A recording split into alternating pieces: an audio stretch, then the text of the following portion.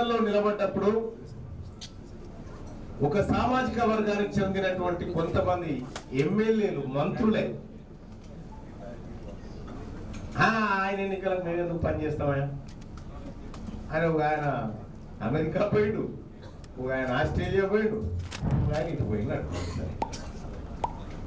నన్ను అడిగిన ఆ రోజు విలేకరులు చాలా మంది, ఏంది మరి మీ పార్టీ నాయకులే నీకు సహకరిస్తలేరు కదా అని చెప్పానంటే, మరి ఎట్లా గెలుపెట్లా అనేటువంటి చర్చ ఇక్కడికి వచ్చిన విలేకరు సోదరులు ఎవరైతే ఉన్నారో వాళ్ళ మిత్రులే అడిగితే నేను చెప్పిన, నేను ఇండిపెండెంట్ గా పోటీ చేసిన రోజు నా చీఫ్ ఏజెంట్ ఈయన ఉంటాడు నరసన్న, 39వ నెంబర్ నాది.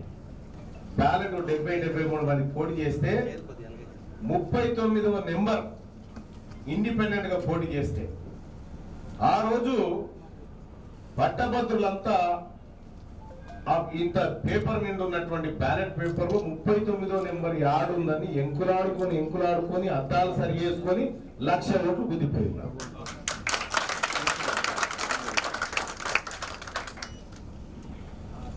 మరి ప్రజల్ని నమ్ముకొని వచ్చినప్పుడు, ప్రజాక్షేత్రంలో ఉన్నప్పుడు పార్టీల ప్రాధాన్యత తక్కువ ఉంటుంది, అది ఒప్పుకొని తీరా. నేను ఇండిపెండెంట్ గా పోటీ చేసినప్పుడు బీఆర్ఎస్ పార్టీ నాయకుడు పల్లా రాజేశ్వర రెడ్డి గారు ఉండే, మీ అందరికీ తెలుసు.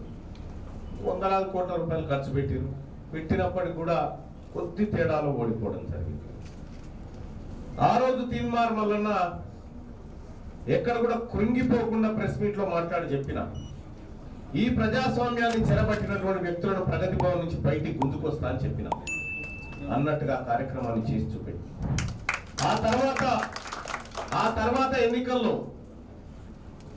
ఇండిపెండెంట్ గా పోటీ చేస్తే ఇంకా భారీ మెజార్టీతో గెలుచుకొని మొన్న అయినా కూడా కాస్ట్ సెన్సస్ చేస్తామని రాహుల్ గాంధీ గారు ఏదైతే ఈ దేశానికి హామీ ఇచ్చారో అది నేను బాగా ఇంప్రూవ్ చేసి కాంగ్రెస్ పార్టీని గెలిపించిన ఎమ్మెల్సీ ఎన్నికలు.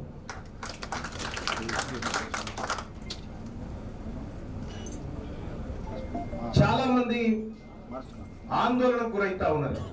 ఒకప్పుడు బీసీల మీటింగ్ పెట్టినప్పుడు, సుందరయ్య విజ్ఞాన కేంద్రం ఇందిరా పార్క్ కాడ పెట్టినప్పుడు వాళ్ళు చూసి ఇంకేమైనా ఉంటే డొనేషన్ కూడా ఇచ్చిపోతుంది వాళ్ళే. కానీ ఇలా బీసీ మీటింగ్ అంటే నిద్ర పడతలేదు చాలా మంది. ఓ ఆందోళన, ఓ భయం, ఏం జరుగుతుంది ఎట్లా అనేటువంటి భయం. నా దగ్గరికి ఒక ఆయన వచ్చి, అన్నా నువ్వు పెద్ద ఉద్యమాన్ని తలకెత్తుకున్నావు, అవతలు ఉన్నదేమో సింహంతో కొట్లాడుతున్నావు అని చెప్తా ఉంటే, ఎవడరా పోయి సింహం అని నేను అనుకో. సింహం అయినా పులి అయినా దాంతో ఎదురుపడి కొట్లాడి చంపాలి దాన్ని. 2 రోజులు నీళ్ళు అందకపోతే అయిపోయి అదే చచ్చిపోతుంది కాదా. 2 రోజులు నీళ్ళు అందకపోతే దానికి ఆహారం అందకపోతే చచ్చిపోతుంది కదా. అది ఆ ఆహారం వేడుంది, మీ తానే ఉండే ఓట్లలా. సింహం అయినా పులి అయినా ఈ బీసీల ముంగట తోక ముడవాల్సిందే. అది అనివార్యత. ఇవాళ కరీంనగర్ జిల్లాలో ఈ వేదిక మీటింగ్ పెడుతున్నటువంటి క్రమంలో సరే ఒక పార్టీ నుంచి పోటీ చేస్తున్నటువంటి అభ్యర్థి ఇబ్బంది పడుతూ ఉన్నాడట. మల్లన్న గారు ఇక్కడ వచ్చి మీటింగ్ పెడితే మరి ఎట్లా ఇబ్బంది అవుతుంది కదా. మల్లన్న గారికి షోకాల్ నోటీస్ జారీ చేసినప్పుడు చెప్పాల్సి ఉంటుంది ఈ మాట. తీన్మార్ మల్లన్న గారు, ఈ నా జాతి లెక్కలు మిస్ అయినాయి, ఈ బీసీలకు అన్యాయం జరుగుతూ ఉంది, తెలంగాణ రాష్ట్రంలో ముక్కలు గాజులను లెక్క పెట్టారు కానీ మమ్మల్ని లెక్క పెట్టట్లేదు సరిగా అని లెక్కలు పక్కాగా ప్రపంచం ముందు పెట్టి దాని వెనకాల ఎవరెవరు కుట్ర చేసారో వాళ్ళ గురించి కూడా మాట్లాడితే జానారెడ్డి గారి కళ్ళల్లో ఆనందం కోసం చిన్నారెడ్డి గారు నాకు షోకాజ్ నోటీస్ పంపించారు.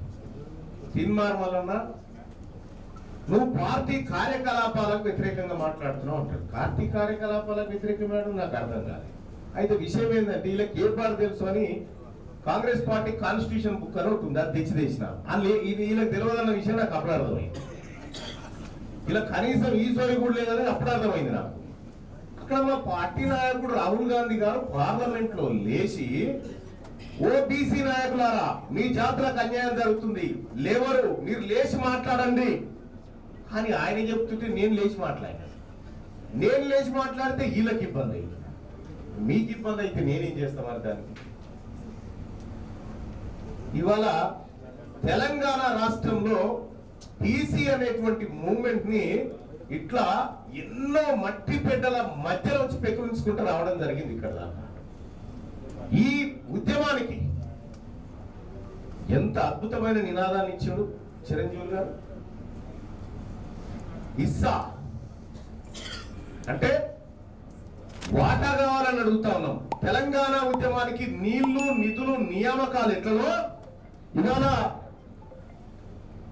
బీసీ ఉద్యమ నినాదాన్ని ఇవాళ కరీంనగర్ నుంచి నానోడి ద్వారా సార్ ఇచ్చినటువంటి అంశాన్ని నానోడి ద్వారా చెప్తా ఉన్నా. ఇస్సా ఇజ్జత్ హుకూమత్. ఇస్సా ఇజ్జత్ హుకూమత్. ఇస్సా అంటే వాటా, ఇజ్జత్ అంటే ఆత్మగౌరవం, హుకూమత్ అంటే అధికారం. ఈ మూడిటి కోసం బీసీలు ఇవాళ కరీంనగర్ లో ఈ హోటల్లో కూర్చొని ఆత్మగౌరవంతో కూర్చున్నాం. ఇక్కడ బాజప్తా కాలు మీద కాలు వేసుకొని ఆత్మగౌరవంతో కూర్చున్నాం. ఇక్కడ ఎప్పుడైనా ఊహించినమా బీసీలందరం ఇట్లా కూర్చుంటాము, ఒక ఎన్నిక పైన సమాలోచన చేస్తాము, ఓ రాజకీయ పరమైనటువంటి నిర్ణయం తీసుకుంటాము. ఇదే నేను ఒక మాట చెప్తా. మా పిఏ రవి ఉన్నాడు ఎక్కడ, రవి ఉన్నాడు అక్కడ.